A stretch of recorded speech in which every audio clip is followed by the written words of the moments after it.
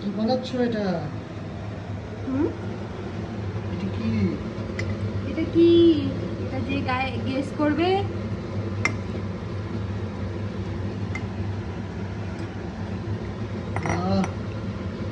এটা এরকম হলুদ হলুদ কেন? এটা কি বানাচ্ছি বন্ধুরা তোমরা বলো। দেখো কত সুন্দর কিন্তু ফুলকো ফুলকো হয়েছে। হলুদ হলুদ ব্যাপারটা কি? এটা একটা জিনিস। হুম? এটা একটা জিনিস। হলুদ হলুদ দেখো এরকম। কতটা ফুলছে।